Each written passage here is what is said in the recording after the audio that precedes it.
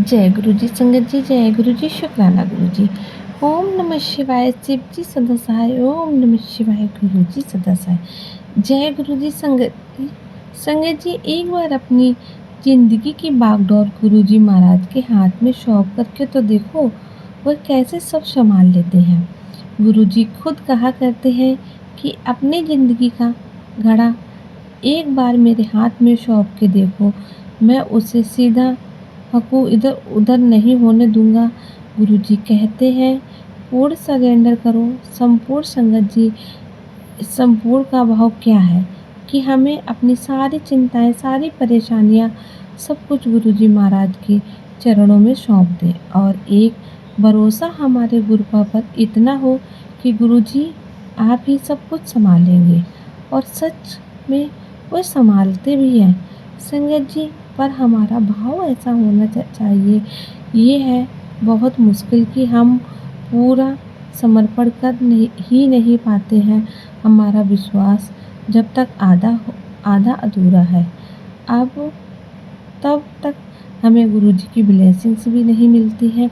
संगत जी, एक बहुत ही प्यारा सा सत्संग, जिससे हमें पता चलता है कि जब हम पूरा समर्पण गुरु जी महाराज को सब कुछ सौंप देते हैं तो वो फिर कैसे संभालते हैं।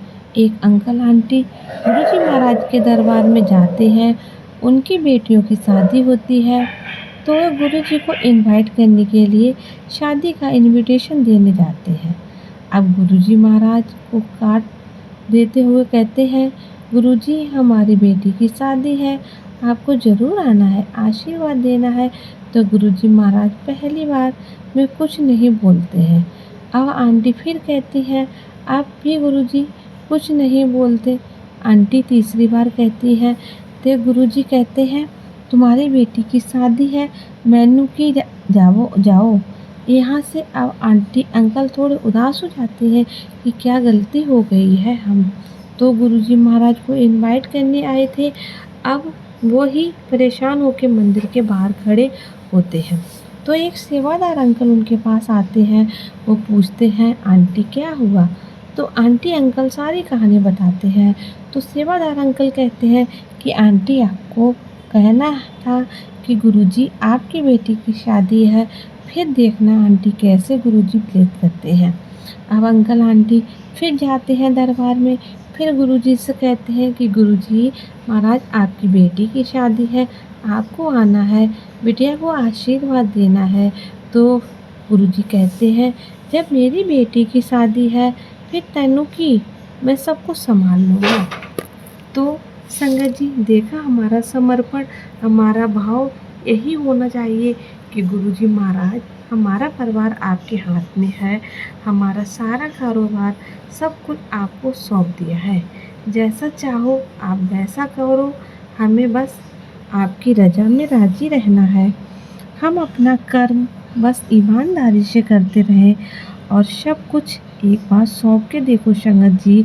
हमारा वो भाव हमारा सच्चा होना चाहिए कि भगवान को आना पड़ता है और सब कुछ वो संभालते भी हैं। आपने महाभारत में देखा होगा, द्रौपदी का जब चीरहरण हुआ था तो पहले उन्होंने अपने पतियों से आस लगाई, फिर भीम पितामह उन्होंने चारों तरफ लोगों से आस लगाई कि कोई तो मुझे बचा ले।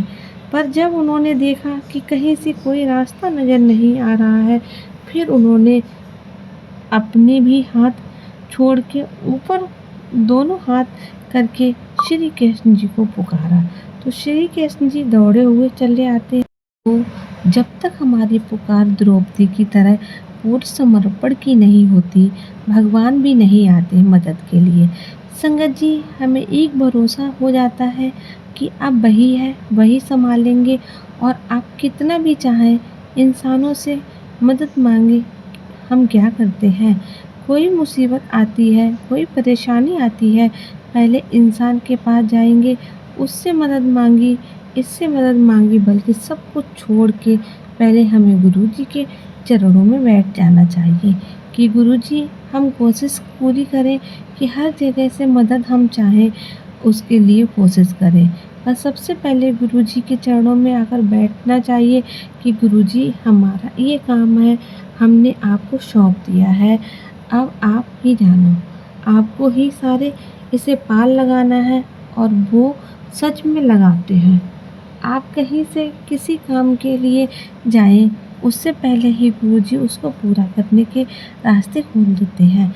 संगत जी, वो ऐसे संभालते हैं, एक बार आप सौंप के तो देखिएगा कि गुरुजी आपका परिवार है, आपने संभालना है, मेरा काम बस करना है। गुरुजी ने तो हमारे लिए इतना सा सब कुछ संभाल बना दिया है। संगत जी, आप सबको पता है कि गुरुजी महाराज ने किसी प्रकार की कोई नियम वहमों में हमें नहीं डालना है और ना ही डालेंगे।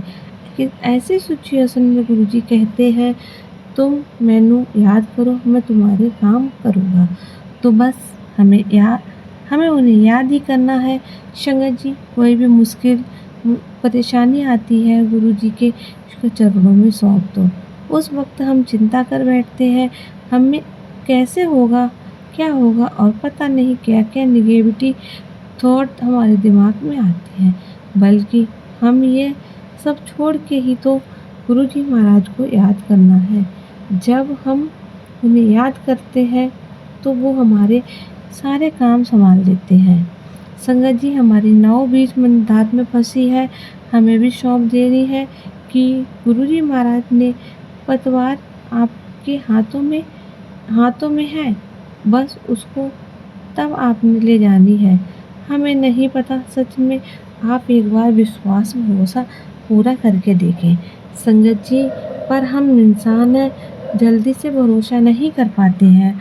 कोई मुसीबत आती है, कोई इधर उधर भटकता देता है कि इस पद पे नहीं तो दूसरे पद पे ले चलो। हम तुरंत पढ़ते हैं, दर छोड़ के आगे अधूरे विश्वास से गुरुजी महाराज की वे ब्लेसिंग्स नहीं मिलती है। संगत जी, हमारा पूर्ण समर्पण होना चाहिए गुरुजी के प्रति। जिस दिन आपका विश्वास हो जाएगा कि गुरुजी महाराज संभालेंगे तो वो संभाल देते हैं। पर जब आप इधर उधर सारी जगह कहीं लोगों से कहीं कैसे उम्मीदें लगाते हैं, इधर उधर करते हैं, तो गुरुजी ही देखते हैं सब कुछ खुद ही कर रहा है तो इसे खुद ही करने दो। नहीं संगत जी, बस अपना कर्म जरूर कीजिएगा, बाकी गुरुजी पे छोड़ दीजिएगा। और वो ऐसे संभालते हैं कि हम हर मुसीबत हर परेशानी से आपको बचाते हैं। आपको पता है संगत जी, एक बहुत ही प्यारा सा सत्संग, एक बार गुरुजी महाराज जयपुर जा रहे थे तो हाईवे था और बिल्कुल भी भीड़ नहीं थी, खाली रोड थी। गुरुजी के साथ गुरुजी के पुराने संगत सेवादार श्री रघुवीर अंकल जी थे और साथ में ड्राइवर। तो ड्राइवर और अंकल तो आगे बैठे हुए थे और गुरुजी महाराज पीछे बैठे हुए जा रहे थे। तो गुरुजी उस वक्त एक ही स्पीड अपनी गाड़ी को रखा करते थे, फिक्स होती थी और उसी स्पीड पर गाड़ी चलती थी।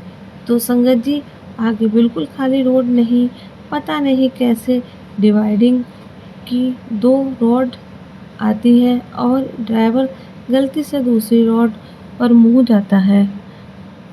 और फिर क्या होता है संगत जी की इतनी तेज़ धूप मिट्टी उड़ती है और एकदम से गाड़ी में ब्रेक लगता है। रघुवीर अंकल सब कब्जा जाते हैं, बाहर निकल के देखते हैं कि क्या हुआ है, कि आगे खाई और गाड़ी ने तभी ब्रेक लगाया, बस मुश्किल से बचे। अब रघुवीर अंकल हैरान रहते हैं, तुरंत गाड़ी के अंदर आकर ड्राइवर से पूछते हैं क्या हुआ, क्या किया, देखो आगे कितनी बड़ी खाई है, कौन सी रोड पर तुम ले आए हो। अब ड्राइवर कुछ समझ में होता कुछ बोल ही नहीं पाता है, मुझे तो कुछ नहीं पता। तो गुरुजी महाराज पीछे गाड़ी में मुस्कुराते होते हुए कहते हैं, इसको क्या पता, इसे तो नींद लग गई थी, ब्रेक में कैसे लगाए। तो संगत जी, गुरुजी महाराज की लीला, उनके चमत्कार देखिए। आप गाड़ी में पीछे बैठ के उन्होंने कैसे ब्रेक लगवाए। तो संगत जी, इसका भाव ये है कि जब हम अपने जीवन की गाड़ी इसी तरह गुरु जी महाराज को सौंप दें तो वो कभी भी उसे डूबने नहीं देंगे, कहीं भी गिरने नहीं देंगे। जितनी भी परेशानियाँ हमारे जीवन में आती हैं, आइए ज़रूर, क्योंकि वो हमारे कर्म हैं, बहुत कम में कटवा देंगे और कैसे हमें गिरने से बचा लेंगे, कुछ भी ऐसा बुरा हमारे साथ होने नहीं देते हैं। संगत जी, गुरु जी का प्यार इतना अनोखा होता है कि वह कुछ भी बुरा नहीं होने देते हैं, पर एक बार पूरा विश्वास, पूरा उनके हुक्म पर रहना, उनके चरण, उनके वचनों पर चलना, उनके बताए हुए हर एक नियम को फॉलो करना, उनकी बातों को अपने जीवन में उतारना। गुरु जी कहा, गुरबाणी हम सुने, गुरबाणी में जीवन जीने का ढंग। संगत जी, अब और जब हम इन चीज़ों को अपनाते हैं, इन चीज़ों के ज़रिए हम गुरु जी महाराज को याद करते हैं, तो वो हमारे सारे काज संभाल लेते हैं। संगत जी, एक बार भरोसा करके गुरु जी महाराज के हाथ में अपने जीवन की डोर सौंप के देखें कि गुरु जी सब कुछ आपका है, मेरा परिवार भी, मेरा कारोबार भी सब आपके ही संभालना है। बस मेरा काम है ईमानदारी से अपना कर्म करना। फिर देखें संगत जी, एक बार कहते हैं ना, गुरु जी से तार जुड़े हुए हैं तो फिर उनके नज़ारे देखने लायक होते हैं। कैसे वो जीवन में खुशियाँ भर देते हैं। अनंतम अनंतम शुक्राना संगत जी। प्यारी प्यारी सारी साग संगत को जय गुरु जी, शुक्राना गुरु जी, अनंतम अनंतम शुक्राना गुरु जी। तो संगत जी, ये था आंटी जी का सत्संग, बहुत प्यारा सत्संग, बहुत ही ब्लेसिंग सत्संग है। अगर आप भी अपना कोई शुक्राना सत्संग संगत जी के साथ शेयर करना चाहते हैं तो हमें लिख कर भेज सकते हैं, रिकॉर्ड करके भेज सकते हैं। डिस्क्रिप्शन में हमारा व्हाट्सअप नंबर दिया गया है। संगत जी, यहाँ पर जो भी आप सत्संग भेजती है वो तुरंत ही सुनाए जाते हैं। अगर आप भी अपना सत्संग हमारे साथ शेयर करना चाहते हैं तो हमें लिख कर या रिकॉर्ड करके भेज सकते हैं। आपका सत्संग अगले दिन ही शेयर किया जाएगा। तो मिलते हैं अगले सत्संग में, तब तक के लिए जय गुरु जी, शुक्राना गुरु जी, अनंतम अनंतम।